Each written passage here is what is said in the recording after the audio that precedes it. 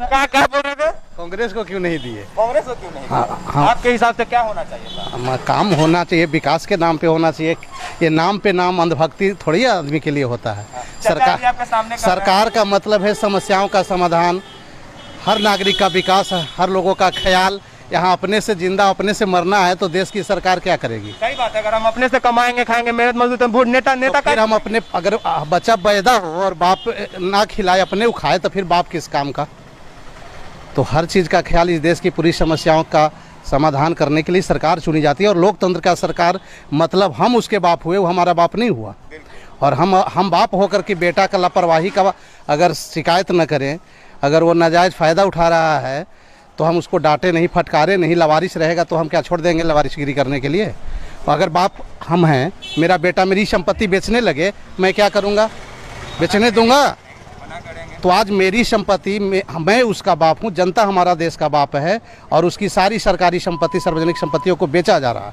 महंगाई आसमान चढ़ी जा रही है, फिर भी हम लोग अगर चुप हैं तो ये कहीं ना कहीं हमारी कमजोरी है, या कहीं अंधभक्ति है, या गुलामगिरी है। तीनों कहा जा सकता है।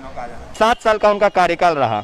अभी भी कुछ लोग हैं जो गुणगान कर रहे हैं कि जो अगर मोदी जी नहीं होते तो और लाश गिरता है, कोरोना में कुछ अंधभक्ति इसी को कहा जाता है।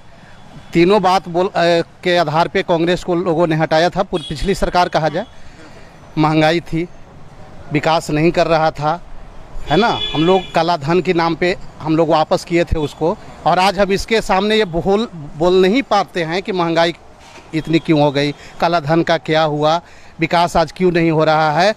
तो केवल नाम पर हम अंधभक्ति के आधार पे अगर हम उसको स्वीकार करें तो फिर बात हो गई कि 70 साल का रहेगा तब ना बात करेंगे। अगला 70 साल के बाद हम लोग सवाल उठाए थे, इसे भी 70 साल देखते हैं। तो ये बात तो अंधभक्ति हो गई। हम तो काम करने के लिए 7 दिन काफ़ी होता है ना। होनहार बिरवान के होत चिकने पात, एक ही कार्यकाल इनके लिए काफ़ी था। दूसरा तो इनको हम लोग देकर के अग्नि परीक्षा ले रहे हैं कि आखिर इस 5 साल में इन्होंने अपने को कहाँ तक पहुँचाया या पहुँचाएंगे, या हमारे देश में कुछ हमारे लिए रहने भी देंगे या नहीं।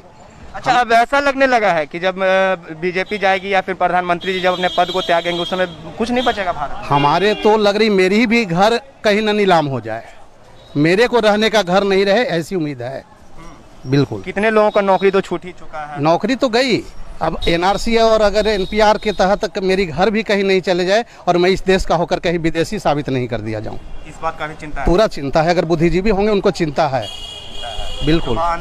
उनको पता ही नहीं है ना, उनको ही सुनना ही नहीं चाहते निगेटिव। अगर किसी का जो आदमी अगर कमी देखना ही नहीं चाहता तो उसको आपको कैसे दिखा पाएंगे? इसीलिए कहा गया है कि सोया हुआ को जगाया जाता है, जगाया हुआ को कभी नहीं जगाया जाता है।